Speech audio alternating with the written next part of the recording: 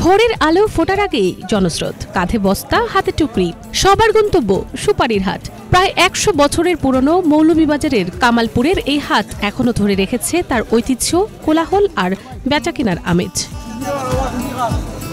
ভাদ্র মাসের শুরু থেকে অগ্রহায়ণ পর্যন্ত সপ্তাহের প্রতি শনি ও মঙ্গলবার ভোর হতেই জেগে ওঠে এই কামালপুর বাজার। ঢাকা সিলেট আঞ্চলিক মহাসড়কের দুই পাশে বসা ব্যতিক্রমী এই হাটটিতে কেউ আসেন নিজ হাতে পাড়া সুপারি নিয়ে, কেউ আবার পাইকারি বিক্রির আশায়। আমার বিশেষ গাছ সুপারি আছে, 250 সুপারি গাছ, ওই দাম ওর 25 টাকার মতো।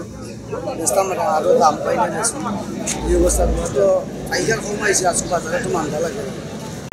500 টাকা হইব, আনছি আপনার, আমরা 26 টাকা করে দিচ্ছি, মোটামুটি আমরা দাম পাইছি, আমরা আলহামদুলিল্লাহ। রোদ উঠতেই শুরু হয় দরদাম, পসরা সাজানো আর বস্তা খোলা। কারো বস্তা থেকে ঝরে পড়ছে কাঁচা সুপারি, কেউ আবার বড় আকারের শুকনা সুপারি মেলে ধরছেন ক্রেতাদের সামনে।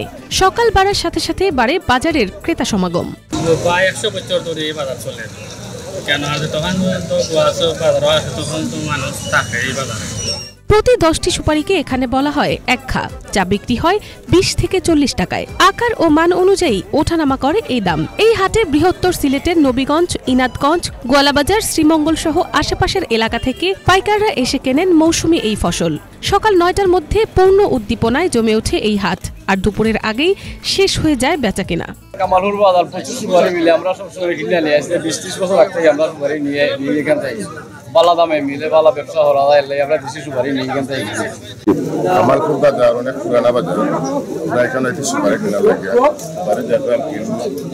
কালের স্রোতে বদলেছে অনেক কিছু, তবে শরৎ হেমন্তে সপ্তাহের এই 2 দিনে এখনো একই রূপে চলছে কামালপুরের শতবর্ষী এই সুপারির হাট। মিনালা দিবা, বাংলা ভিশন নিউজ ডেস্ক।